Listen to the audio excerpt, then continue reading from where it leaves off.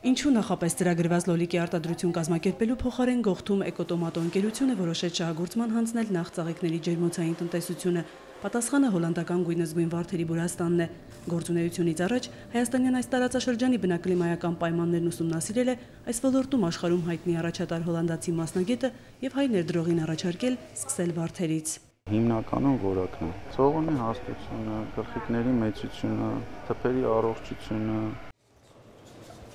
Հանրապետության նախագահին են ներկայացվում ընկերության վերջին ընդամենը մի քանի տարիների ընթացքում գրանցած հաջողությունները։ 2011-ին հիմնված 2 հեկտար ջերմոցային տնտեսությունն այժմ ընդլայնվել է։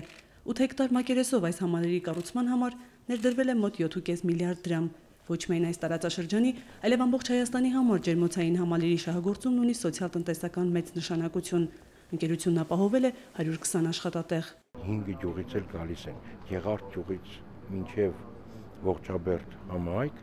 այստեղ աշխատողներ ունենք։ Ծաղկի շուկայի ուսումնասիրությունը պարզել է, որ նոր շուկաներ մտնելու համար անհրաժեշտ է ոչ միայն ծավալների աճ, այլև ընդլայնված տեսականի։ Ջերմոցում աճեցվում են հոլանդական 24 տեսակի վարդեր։ Ծաղիկների գրեթե 80%-ն արտահանվում է, հիմնականում Ռուսաստան, Բելարուս, Վրաստան։ Ընկերությունն այս տարի կանխատեսում է տարեկան արտադրական ծավալները հասցնել մինչև 13 միլիոն ծաղկի։ Ընկերությունում նշում են, որ ներդրումային այս ծրագիրը պետություն մասնավոր հատված արդյունավետ գործակցության օրինակ է։ Նախագահի ուշադրության արդյունքում մենք ունեցանք Հայաստանի Հանրապետության կառավարության կողմից ավելացված արժեքի արկի հետաձգում ներկրված ապրանքների նկատմամբ 3 անգամ, որը մեզ թույլ տվեց հավելյալ գումարներ ունենալ եւ օգտագործել այդ գումարները նոր տեխնոլոգիական պրոցեսները ապահովող սարքավորումների ներկրման համար։ Վարդերն աճեցվում են գերժամանակակից սարքերով զինված ջերմոցում նորագույն տեխնոլոգիաների միջոցով։ Մարդկային գործոնը գրեթե զրոյացված է։ Այստեղ կիրառվող տեխնոլոգիական առաջընթացին են հետևում նաև հայաստանյան մյուս արտադրողները։ Համակարգչային ծրագիրը թույլ է տալիս կառավարել ջերմոցի յուրաքանչյուր ծաղիկը։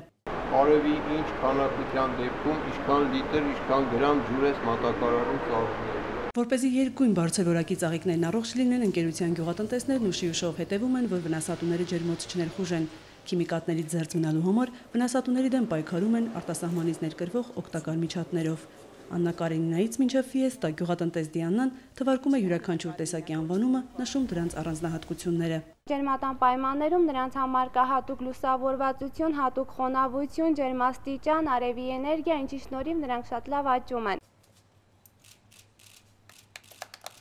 Կոտայքի մարզ աշխատանքային այցի ընթացքում նախագահ Սարգսյանը մասնակցեց նաև Արմյանսկի վրաժայի ընկերության ջերմոցային նոր տնտեսության բացման արարողությանը։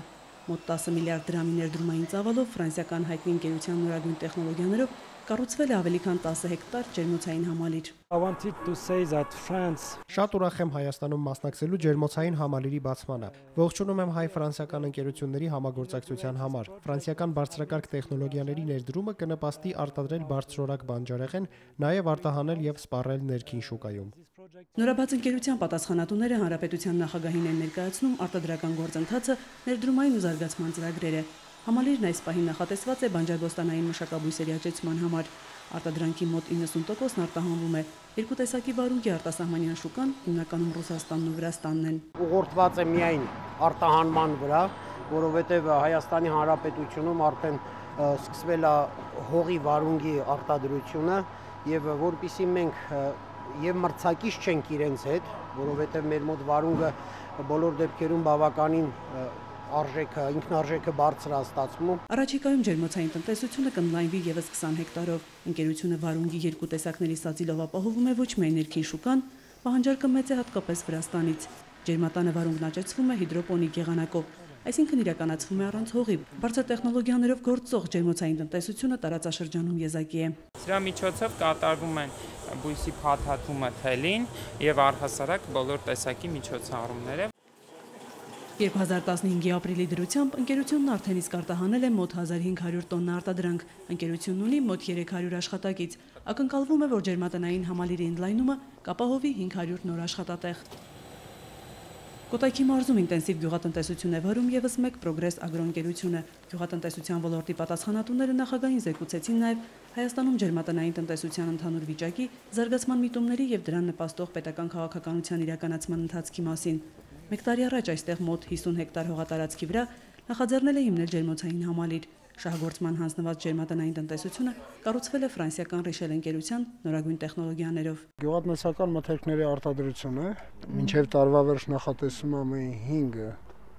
այսպիսի բառնի կառուցվել։ Այս պահին արդեն մոտ 150 հոգի աշխատում են, որը շատ կարևոր է եւ հանրապետության համար եւ հատկապես նոր գեղի համայնքի համար։ 80%-ը մեր համայնքից են եւ Նայրի տարածաշրջանից։ Ընկերությունը նախատեսում է մինչև տարեվերջ գործարկել եւս 16 հեկտար մակերեսով ջերմատան նոր հատվածներ, աճեցնել հիմնականում բանջարեղեն։ Իսկ առայժմ այստեղ սպասում են առաջին բերքի, ինչպես ասում են, Նուբարի համտեսին։ Մայա Խաչատրյան, Արմեն Անդրեասյան, Առաջին ալիք։